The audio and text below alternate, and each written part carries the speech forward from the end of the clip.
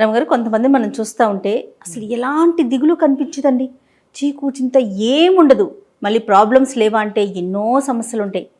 పట్టించుకోరా వీళ్ళు ఎంత అదృష్టవంతులా అనుకోవాలి, కానీ మరీ అసలు ఆలోచనే లేకుండా ఎలా ఉంటారు కదా. ఇళ్లలో వాళ్ళకి ఎంత కష్టమో తెలుసా రమ్మగారు, అలా చీకు చింత లేకుండా హస్బెండ్ కానీ వైఫ్ కానీ ఇద్దరిలో ఒకళ్ళు హస్బెండ్ ఉన్నాడో చచ్చారే ఓయమ్మో కదా. నిష్పూచిగా ఉండే వాళ్ళతోటి చాలా కష్టము. వాళ్ళు ఆలోచించరంటారు రమ్మగారు, అంటే వాళ్ళని బాధించదు మనసు, షాలోగా అంతసేపు బాధపడే రకంగా ఉండరు కొంతమంది. అసలు ఎంతసేపు బాధపడద్దు, కనీసం ఆలోచించాలి కదా, అది కూడా ఉండదు. వాళ్ళు ఆలోచిస్తారు, మనకు తెలియదు బహుశా. అంతేనంటారా? ఎవరి చింత వాడికి ఉంటుంది, కొంతమందికి చింత ఉండదు. రేపటి గురించి ఆలోచన కొంతమందికి ఉండదు. రేపు ఎలాగా, ఎల్లుండేలాగా, అవతల ఎల్లుండేలాగా, పిల్ల పెళ్ళి అయితే ఎట్లా, పెళ్లి కాకపోతే ఎట్లా, పెళ్ళయ్యాక పిల్లలు పుట్టపోతే ఎట్లా, పుడితే ఎట్లా, ఆ ఊరు వెళ్తే ఎట్లా, ఎక్కడికో ఆలోచించేస్తారు. ఆలోచించే వాళ్ళు కొంతమంది, ఏ ఆలోచన లేకుండా ఉండేవాళ్ళు కొంతమంది. దీని మీద ఒక నిర్విచారుడని భలే కథ ఉంది జయ. ఓ చెప్పండి. చాలా బాగుంది, ఇంట్రెస్టింగ్గా ఉంటుంది. పాత కథ, 50లోది బహుశా, ఏమన్నా 50 అంతే 50స్లోది అనుకో. తర్వాత ఇప్పుడు గుర్తు చేసుకుంటూ ఉండేదాన్ని ఆ కథ నేను, భలే తమాషాగా ఉంటుంది. ఓ రాజుగారు ఉన్నారు, ఈయన రాజ్యం సుభిక్షంగా ఉంది, ప్రజలు శాంతిగా ఉన్నారు, పెద్ద ప్రాబ్లమ్స్ ఏం లేవు. అంటే జనరల్గా రాజ్యంలో ప్రాబ్లమ్స్ అంటే ట్యాక్సులు ఎక్కువైపోవటము, ఏదైనా ఈతి బాధలు, వర్షాలు పడకపోవటము, అకాల వర్షాలు, అకాల మృత్యువులు, అలాంటివి ఏమీ లేవు. రాజుగారికి తను ఉండాల్సినంత సుఖంగా లేనని ఒక ఫీలింగ్. ఓకే, నేను ఇంకా హ్యాపీగా ఉండొచ్చు, కానీ నాకు హ్యాపీగా ఉండటం రావట్లేదు అనుకుంటాడు. ఆయనకు ఒక దిగులు, నాకంటే సుఖంగా ఉండేవాళ్ళు లేరా అని అడుగుతూ ఉంటాడు ఎంతసేపు. నేను ఉండాల్సినంత సుఖంగా లేనంటే ఈ అధికారులు, ఆయన భార్య, మంత్రులు అనేవాళ్ళు మీ అంత సుఖప్రాణి లోకంలో లేడండి, మీరే హాయిగా ఉన్నారంటే ఆయనకు నమ్మకం ఉండేది కాదు. నాకన్నా ఇంకా చాలా మంది సుఖంగా ఉండాల్సినంత హాయిగా నేను లేను, నేను ఇంకా కూల్గా ఉండొచ్చు, నేను ఎందుకో ఉండలేకపోతున్నాను. బాగుంది, హాయిగా ఉండటమంటే ఇది కాదు, ఇంకా ఏదో అలా అనుకునేవాడు. అయితే ఏమైంది, దాని మీద ఆలోచిస్తూ ఉండేవాడు ఎంతసేపు. ఒకరోజు ఒక ఆయన, ఈయన ఈ రాజుగారు ఎక్కడికో వెళ్ళాడు, ఊర్లో తిరిగి రావడానికి వెళ్ళాడు. అధికారులు ఎవ్వరు లేరు. తిరిగి వస్తుంటే ఒక పల్లెటూరులో ఒక పల్లె వాతావరణం, నగరానికి కొంత దగ్గరలోనే ఓ పూరి పాకలోంచి చిన్న వెలుగు, అక్కడి నుంచి ఏదో శ్రావ్యమైన సంగీతము వినపడుతోంది. అబ్బా వీడెవడో సుఖప్రాణి, చీకటి పడేసరికి చక్కగా సంగీతం వాయించుకుంటున్నాడు. ఎవరు సంగీతం పాడుకుంటూ కులాసాగా ఉంటారు, ఆనందంగా హాయిగా ఉన్నవాడు. ఈయన గుర్రం బయట కట్టేసి ఆ గుమ్మంలోకి పోయాడు. ఈ రాజుగారు రాజు వేషంలో లేడు, సింపుల్గా ఉన్నాడు, ఏదో ఒక బాటసారి వెళ్ళే ఆ ఏకతారం మీటుకుంటున్నాడు. ఒక ఆయన టింగ్ టింగ్ వాయిస్తున్నాడు, ఏకతారం మీటుతారు కదా, ఆ ఏకతారం మీటుకుంటూ చక్కటి పాట, ఎంత శ్రావ్యమైన కంఠము, నిశ్శబ్దంగా నిరామయంగా ఉంది వాతావరణం.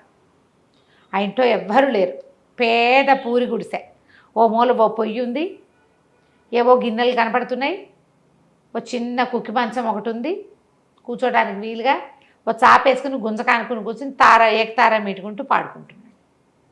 దాన్న కూర్చో అని ఆయన కూర్చున్నాక, అగో ముందు కొండలో మంచినీళ్ళు ఉన్నాయి తాగు అని వాడు మంచినీళ్ళు తాగి ఈయన మీటుకుంటూ పాడుకుంటుంటే రాజుగారు కూడా సంగీతంలో మైమర్చిపోయి విన్నాడు.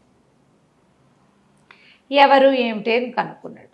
ఎంత హాయిగా పాడుతున్నావు, నీకేం బాధ లేవంటే, ఏం బాధలు ఉంటాయన్నయ్యా, నాకేం బాధలు ఉంటాయన్నా, ఏమున్నాయి, ఏదో కళాయి చేస్తాను, కళాయి పనులు చేస్తాను, మాటలేస్తాను గిన్నెలకి, నగరంలో తిరుగుతా పొద్దంతా, ఏదో ఒక పావలా రూపాయి దొరుకుతుంది, కాసిన బియ్యం కూర కొనుక్కు తెచ్చుకుంటా, అన్నం వండుకుని తింటా, నేను ఎవరికి పెట్టక్కర్లేదు, ఎవరు నాకు పెట్టక్కర్లేదు, గొడవలేదు, నాకెవరు లేరే అని ఏడవచ్చు. వాడు ఏడవట్ల, ఏం చేయాలి, ఏముంది, నడిచిపోతుంది కదా. అన్నం తిన్నాక ఇంకేముంది, వెంటనే నిద్ర ఏమీ రాదు, ఏదో సంగీతం చిన్నప్పటి నుంచి పాట పాడుకునే అలవాటు, ఏకతారా పెట్టుకుని పాడుకుంటుంటే సంతోషంగా ఉంటుంది, హాయిగా నిద్ర పడుతుంది, ప్రశాంతంగా ఉంటుంది అన్నాడు. రాజు ఆశ్చర్యపడి, ఊరిని వాడికి దొరికే పావలార్థకే వీడు ఎలా హాయిగా ఉన్నాడు, ఏమో నాకు అన్నీ ఉన్నా నేను హాయిగా లేను, నిర్విచారంగా ఉన్నాడే వీడు, వాడు ఎంతైనా ఏడవచ్చు, నాకు పావలాయే వస్తుంది, రూపాయి రావట్లేదని ఏడవచ్చు, పోనీ రూపాయే వస్తుంది, 10 రూపాయలు లేవని ఏడవచ్చు, నాకు ఎవడు లేడు, నన్ను పట్టించుకునేవాడు లేడు, నన్ను చూసేవాడు లేడని ఏడ్చేవాళ్ళు లేరా ఇప్పుడు? అదే కదా. అన్నీ ఉన్నా సరే మా అమ్మ లేదు మా నాన్న లేడు నన్ను కనుక్కునే వాళ్ళు లేరు, అందరూ నన్ను అజాపజా కనుక్కోవట్లేదు అని ఏడుస్తూ ఉంటారు. అవును. రాజుగారికి అన్నీ ఉన్నా ఏదో కష్టం. నేను ఇంత నిర్విచారంగా ఉండలేను, నేను ఇలా హాయిగా నా దారి నేను పాట పాడుకుంటూ పడుకోలేకపోతున్నానే. సరే వీడికి ఇది కట్ చేసి చూద్దాం వీడు ఏం చేస్తాడో అని మర్నాడు ఆ రాత్రి వెళ్ళిపోగానే ఊళ్ళో ఎవ్వరూ మాటలేయించద్దు, కళాయి పెట్టించద్దు, అవన్నీ పనులు కోటలోనే అవుతాయి, రోడ్డు మీద తిరిగేవాడికి పని ఇవ్వద్దు అని టంకేయించాడు.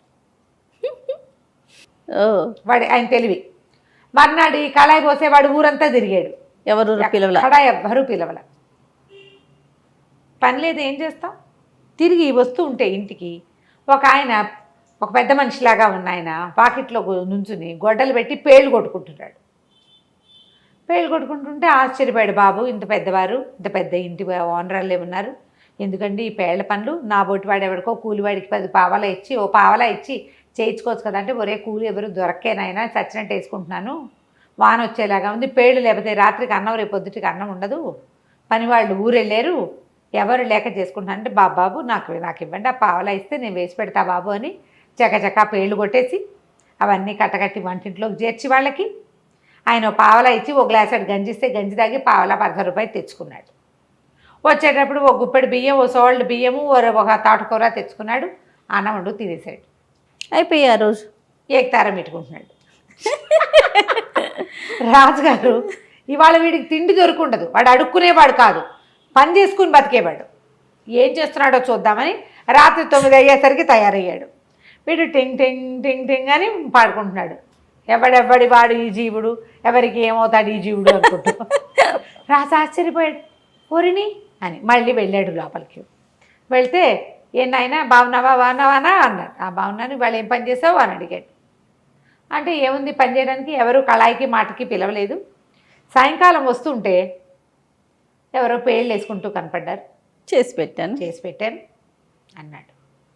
అయితే అప్పటి నుంచి రాజుగారు ఆశ్చర్యంగా ఉంది ఆయనకి. వెళ్ళిపోయాడు. రోజు పేళ్ళు వేసుకునే బతకడం మొదలుపెట్టాడు. ఊరంతా తిరిగి ఎవరికైనా కట్టిపేళ్ళు కొట్టి పెట్టాలమ్మా, ఏదైనా బరువు పని చేయాలా అని హాయిగా రోజు తెచ్చుకుంటాడు. అందుకుముందు మొదటి రోజున ₹1 వచ్చింది, తర్వాత నుంచి రూపాయి రావటం మొదలైంది.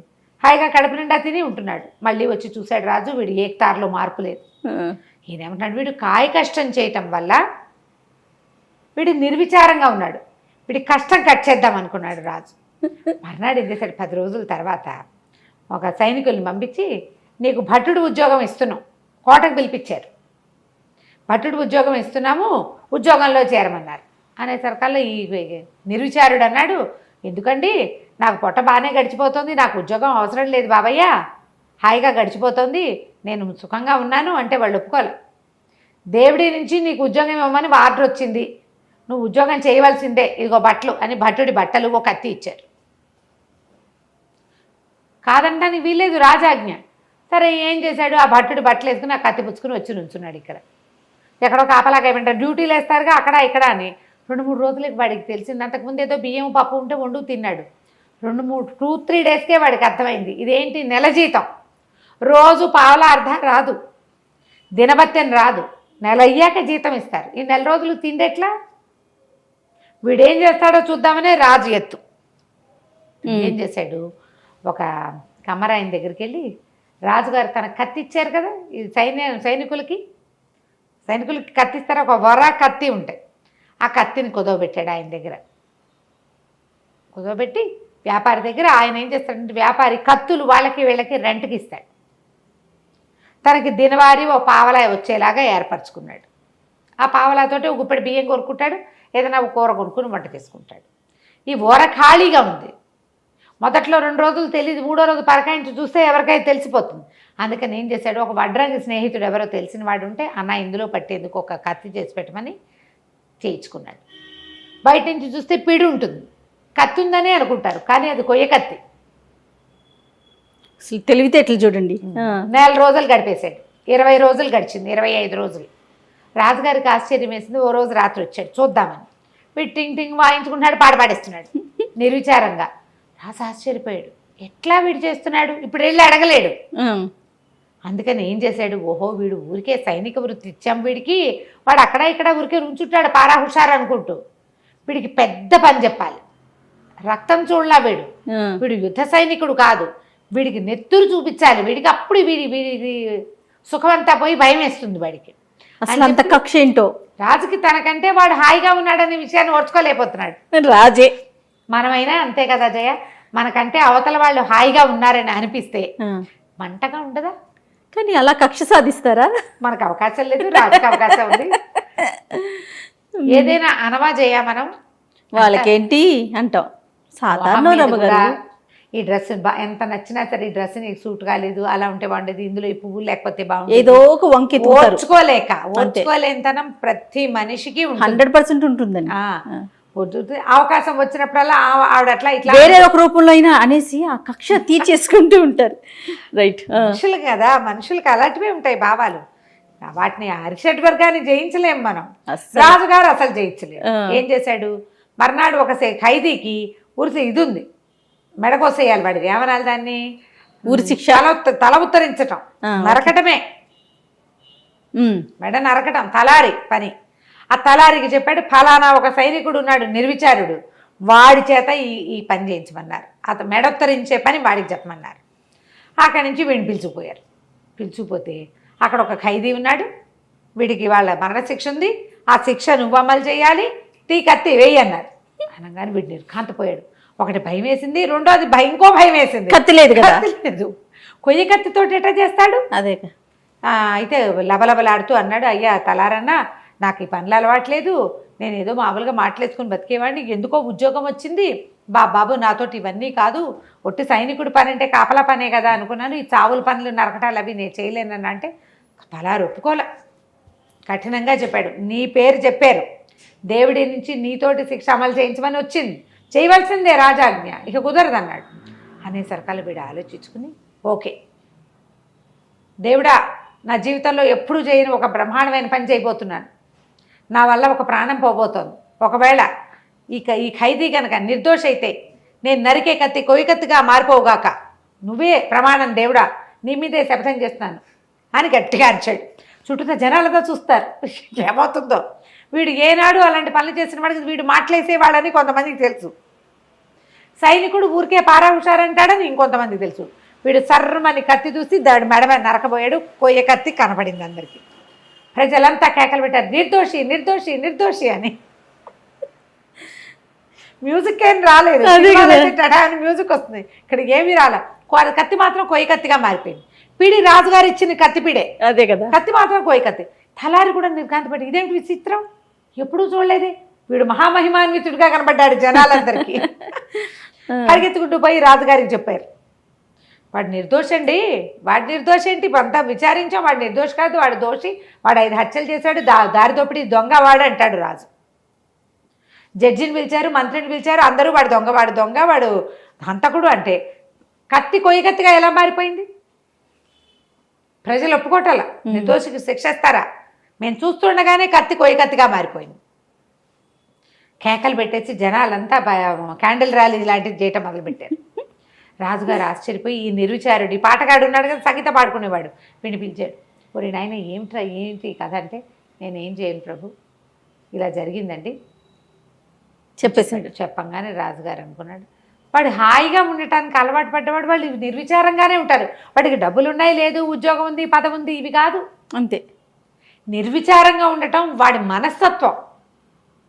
డబ్బుంటే సుఖంగా ఉంటారని, రాజైతే సుఖంగా ఉంటారని, ఉద్యోగం ఉంటే సుఖంగా ఉంటారు కాదు, సుఖంగా ఉండటం అనేది ఒక తత్వం, అంతే. ఏదున్నా లేకపోయినా ఆ ఖైదీకేమో ఉరి శిక్షని మరణ శిక్ష చేసి, మరి ప్రజల్లో గొడవ వస్తుందిగా, వాడికేమో ఆజన్మాంతం జైలు శిక్ష విధించి, ఈ పాటగాడిని నీకు చేతొచ్చిన పని చేసుకో అని చెప్పి వదిలిపెట్టేశారు. ఏమైనా ఇవ్వమని అడిగితే ఏం వద్దండి, నా బతుకు నేను బతుకుతాను అన్నాడు. పావలా అర్థం వస్తే చాలు, ఏకతారం మీటుకోవడానికి అంతకంటే ఏం కావాలి, అంతే. హాయిగా దాన్ని పోయాడు. రాజుగారు ఆ తర్వాత నాకంటే సుఖంగా ఎవడున్నాడు అని చూడడం మానేశాడు. సూపర్, వాడి తెలివితేటలు సూపర్. నమస్తే రమ్మగారు. నమస్తే.